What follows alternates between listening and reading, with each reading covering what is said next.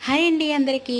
ఇంక ఈరోజైతే శ్రావణ శుక్రవారం కదండీ! రెండో వారం. ఇంకా పొద్దుటే లేచాను. ఇంక లేచేసైతే బయటంతా కూడా చెత్తనూడ్చేసుకొని నీట్‌గాను చుట్టూతా కూడా శుభ్రం చేసుకొని ముగ్గులవి పెట్టేసేసుకొని, ఇంక ఇంట్లో అయితే మాప్ పెట్టుకొని నీట్‌గా స్నానం చేసేసుకొని దేవుడికి పూజ అయితే చేసేసుకున్నానండి. ఇంక ఇక్కడ పూజ అయితే చేసుకొని గుడికైతే వెళ్ళాలి. ఈరోజు నూకాలమ్మ తల్లి అమ్మవారికైతే లక్ష గాజులతోటి పూజ చేస్తున్నారు. ఇంక నేనైతే గాజులు తీసుకున్నానండి.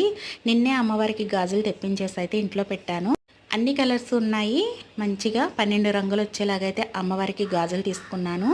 అమౌంట్ ఇచ్చేవాళ్ళు అమౌంట్ ఇచ్చేయచ్చండి. గాజులు ఇచ్చేవాళ్ళు గాజులు ఇవ్వచ్చు అనమాట. ఇంకైతే నేను చెప్పాను కదండి, అంటే ముందుసారి వీడియోలు అయితే నేను అప్లోడ్ చేశాను కదా, ఇంకా అమ్మవారికి అయితే నేను ఒక 10 డజన్లు అయితే గాజులు తీసుకువెళ్తానని.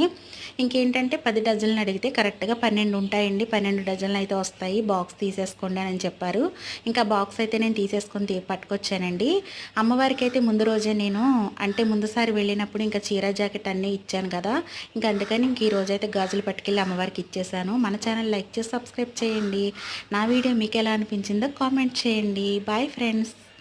మీరు కూడా అమ్మవారి దర్శనం చేసుకోండి.